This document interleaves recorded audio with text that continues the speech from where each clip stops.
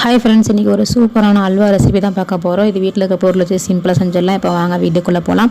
First வந்து பார்த்திங்கன்னா, நான் வந்து நல்லா ஒரு வெள்ளை பூசணிக்காவை எடுத்து நல்லா வந்து கட் பண்ணிவிட்டு மேலே இருக்கிற தோல் எல்லாத்தையுமே சீவிட்டு காய் தருகிற சீவுறதில் வந்து நான் ஃபுல்லாக வந்து சீவி எடுத்துக்க போகிறேன். பூசணிக்காயில் வந்து பார்த்திங்கன்னா நல்லா தண்ணி விடும். ஸோ அதனால் ஒரு ஸ்ட்ரெயினர் வச்சு நல்லா வடிகட்டி நம்ம தனியாக எடுத்துக்க போகிறோம். தண்ணி தனியாகவும் பூசணிக்காவும் தனியாக எடுத்தாச்சு. இப்போ ஒரு நான்ஸ்டிக் கடாயில் 2 நிமிஷம் நெய் விட்டுட்டு பாதாம், முந்திரி, திராட்சை எல்லாத்தையுமே வந்து வறுத்து எடுத்துக்க போகிறோம். அதே நெய்யிலே வந்து பூசணிக்காயுமே வந்து திருவுணதையுமே அதுலேயும் போட்டு நல்லா வந்து மிக்ஸ் பண்ணிவிட்டு இதை வந்து நம்ம வடிகட்டி வச்சுருந்த தண்ணியுமே இதில் வந்து பூசணிக்காய் தண்ணியுமே சேர்த்துட்டு கொஞ்சமாக சால்ட்டு ஒரே ஒரு ஏலக்காய் பீஸுமே வந்து சேர்த்துட்டு தேவையான அளவுக்கு சுகர் வந்து ஒரு 1/4 கப் அளவுக்கு சேர்த்துட்டு நல்லா மிக்ஸ் பண்ணி விட்டு லோ ஃப்ளேம்லேயே வச்சு வந்து செய்யுங்க.